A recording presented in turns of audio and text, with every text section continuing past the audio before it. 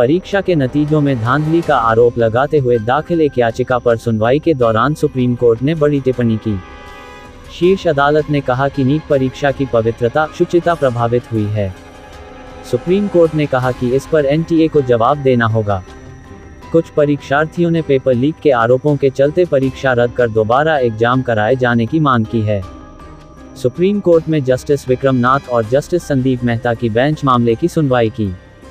हालांकि अभी परीक्षा को रद्द करने या काउंसलिंग पर रोक नहीं लगाई गई है।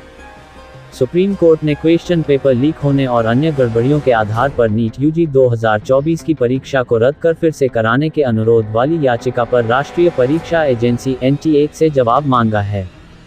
शीर्ष अदालत ने सफल अभ्यर्थियों को एमबीबीएस और अन्य पाठ्यक्रमों में प्रवेश देने के लिए काउंसलिंग की प्रक्रिया पर रोक लगाने से इनकार कर दिया। एनटीए से जवाब मांगते हुए जस्टिस विक्रम नाथ और अहसानुद्दीन अमानुल्लाह की अवकाश पीठ ने मामले को 8 जुलाई के लिए टाल दिया। जस्टिस अमानुल्लाह ने एनटीए के वकील से कहा, यह इतना आसान नहीं है कि क्योंकि आपने ये किया है, इसलिए ये पवित्र है। पवित्रता प्रभावित हुई है, इसलिए हमें जवाब चाहिए। जस्टिस अमानुल्लाह ने नेशनल टेस्टिंग एजेंसी का प्रतिनिधित्व करने वाले वकील से कहा, आपको कितना समय चाहिए ये बताएं, अन्यथा काउंसलिंग शुरू हो जाएगी।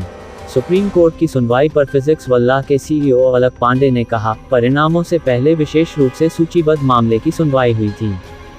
यहाँ छात्र केवल पेपर लीक के आधार पर औचित्य की मांग कर रहे थे, लेकिन ग्रेस मार्क्स या किसी अन्य चीज के बारे में नहीं, क्योंकि यह परिणाम से पहले 1 जून को सूचीबद्ध किया गया था। हमारी जनहित याचिका कल सूचीबद्ध होगी। ये पेपर लीक के साथ साथ ग्रेस मार्क्स, एनटीए की पारदर्शिता और अन्य सभी चीजों के बारे में है। आज की लिस्टिंग के लिए सुप्रीम कोर्ट ने कहा कि परीक्षा की पवित्रता से समझौता किया गया है। इसका मतलब है कि कहीं न कहीं उन्हें भी लगता है कि परीक्षा में किसी तरह की समस्याएं हैं और एनटीए को 8 जुलाई से पहले इसका जवाब देने के लिए कहा है, लेकिन उन्होंने काउंसलिंग पर कोई राहत नहीं दी है।